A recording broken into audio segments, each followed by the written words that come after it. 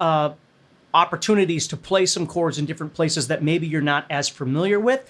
So I'm going to show you just a brief introduction to what we refer to as the CAGED system, which is a way of combining the C, A, G, E, and D chords, literally in that order, CAGED, across the fretboard to be able to better see how to connect chords all the way across instead of just in various different places.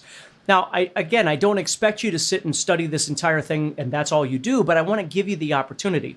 So the way this works is, if you think about it, I can play a C chord all over the fretboard, anywhere I want, or an E chord or a B flat chord or anything like that. But what this does is it gives you a system of being able to connect them all together. So let's say, for instance, this C chord. What it does is it contains some open strings, right? So if I wanted to play this as a bar chord, I'd have to move up and bar, and move up and bar, and move up and bar. If I wanted to do it with an E chord, which you know, that's our 6-string bar chord, right? But if I want to do it with an E chord, I'd have to move up and bar, right? If I want to do it with a D chord has a space, so if I moved up, I'd have to bar back here, okay? So what that means is technically any open chord can be moved around with a bar. It's just some of them physically are really tough to do, right? Well, with the CAGED system and with soloing, our job isn't really to make the shape, it's to visualize the shape. So if you think about it, if I took the chords C, A, G, E, and D, the CAGED system, okay?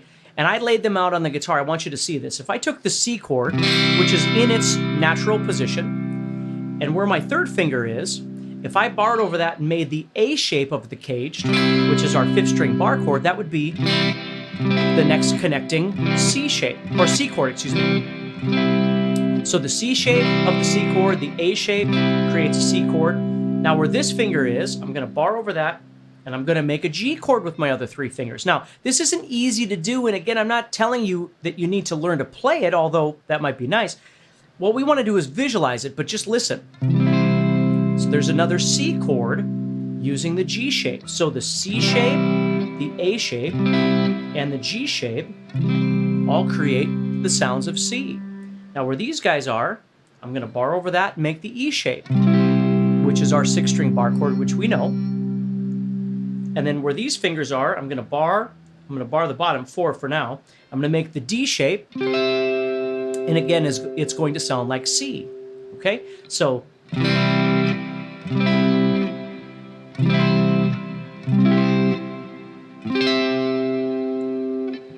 the trick behind the CAGED system is it doesn't matter where you begin, okay? You just keep going. So C, A, G, E, D, C, A, G, E, D. So let's say I started with an E chord of the CAGED. These fingers here is where the next chord, which is the D, that would go. And then where this is, we'd have to start all over because we're at CAGED, we're at the end on the D. So if you look at these 3 fingers, I'm going to bar here and make the C chord. And the sound is going to be E. So E being made with the E shape, E being made with the D shape, E being made with the C shape, E being made with the A shape, E being made with the G shape, and then E being made with the E shape, and then we'd be back on our octave again after that. Right here. So that's the basic premise of the CAGED system. Now, that's not always easy for people to understand. And again, in this course, what I'm trying to do is make things easier for you to understand. So a really great way of approaching this is if you know a 6-string bar chord and or if you know a 5th-string bar chord, what I want to do is give you a little shortcut right now. Okay, let's just pick a chord. It doesn't matter. Let's just say we had a B major bar chord.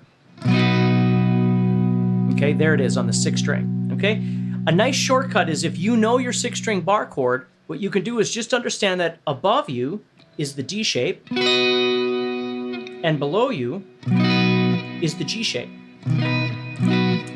Now, what good does that do you? Well, think about it. If I was soloing over this B chord, okay, I'd have B major, which I could totally use. But again, what I want to do is I want to try and emphasize some notes from each one of these, right? So as this is being played, I can visualize those notes, but I can also visualize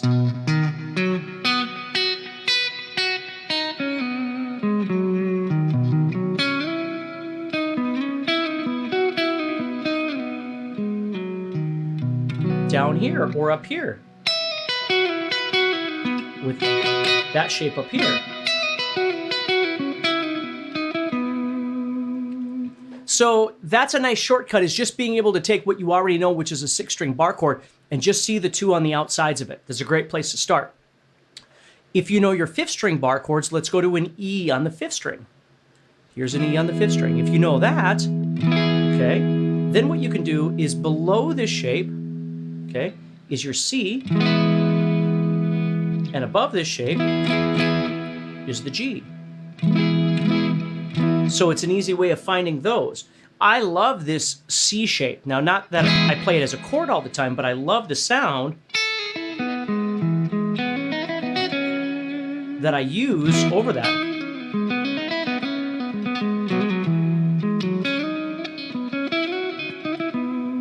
So again, it's just another idea that you could use for chord shapes. So you could study the entire caged idea, if that makes sense to you. And if not, just grab an idea of how to expand it around your 6-string bar chord, or how to expand it around a 5th-string bar chord, and just use that for the time being. Okay, so the next thing I want to talk about with you are some alternative ways of visualizing and playing across your fretboard. Instead of just always playing in a scale format, what we're going to do now is we're going to start looking at cutting through in different ways and playing more horizontally, okay, or more linear, if you will, as opposed to always playing vertically. So the first thing we're going to do is we're going to talk about intervals, or what we refer to as arpeggios. Now, an interval is just a distance between 2 notes. I have a term I call intervallic playing, which doesn't really mean a lot, except that I'm very conscious when I'm playing that I'm not always trying to play all the notes in sequence, because if I do, it just sounds like a scale when I play. So I'm conscious of jumping over different notes to create larger sounding intervals at times, not always, but at times. And I'm going to show you some of those things. So the first thing we're going to do is we're going to look at the term arpeggio, okay, which means broken chord. And basically what we're going to do is we're going to learn how to play major arpeggios in different places across the guitar and minor arpeggios. And this might help you a little bit, again, in breaking out of that scalular form all the time. Now, we've already talked about how we can target chords by visualizing them and things like that, but let's actually look at what's going on with the chord. So if I was to look at the G chord, for instance, no matter where I play that G major chord across the guitar, I'm always playing the notes G, B, and D, which is the root, the 3rd, and the 5th of whatever scale we're in. Now, again, don't let that theory confuse you if you don't understand that.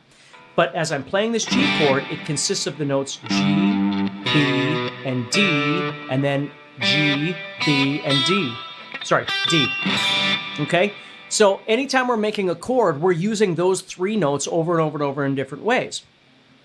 Now, we're not going to talk about 7ths and 9ths and 11ths and all those things. That's not our worry. We just want to focus on the G major chord, G, B, and D, the root, the 3rd, and the 5th, the triad, okay?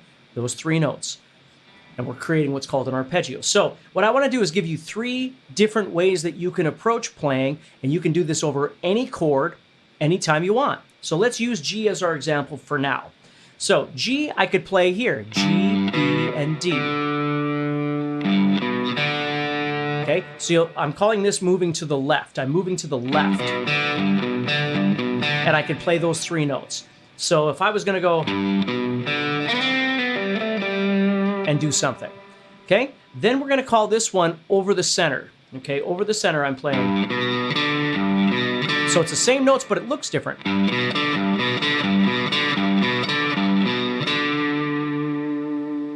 And then to the right.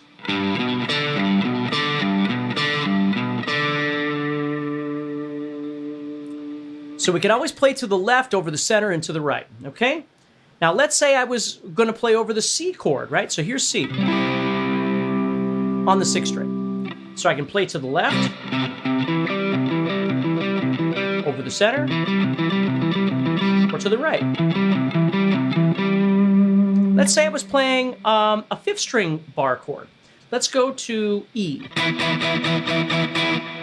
Okay, I could play to the left, over the center, to the right. You see, it works exactly the same way. Now, the hard part is when you get to the 4th string and the 3rd string. When you get to the 4th string, let's say I wanted to find the note G on the 4th string. And I wanted to play the major arpeggio. I could play G, B.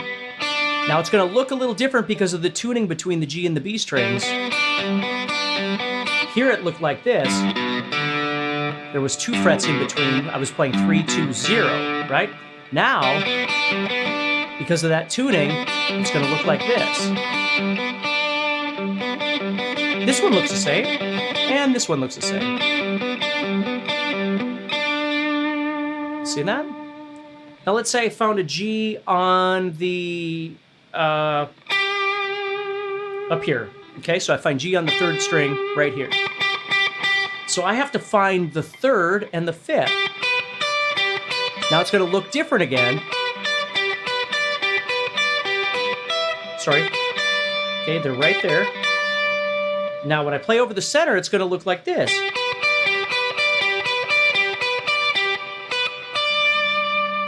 And if I play over here, so you can see how as I move further toward the floor of on the guitar, the shapes look a little more wacky as I keep going. Now that doesn't mean that you can't learn them.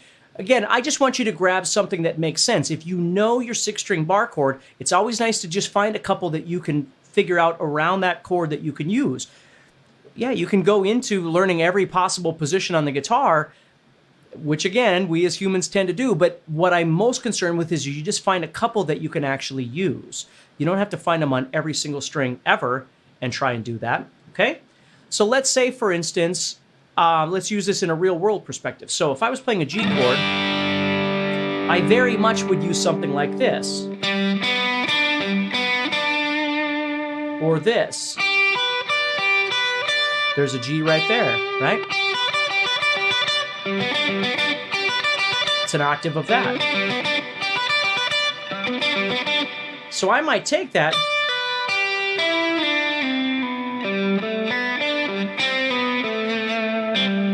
Now notice how I'm using the arpeggio. I'm using that triad, if you will. But I'm not just playing that. I'm trying to add things around it. Once I've played intervallically, jumping over things, I try and add some stuff in between again. But I visualize these various arpeggios. And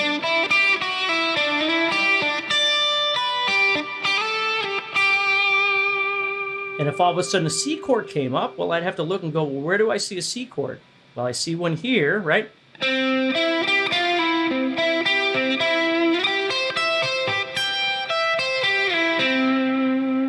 Okay. Or wherever it is I'd like to see a C chord. I can see C chords all over the place and just decide what would be the best place to be.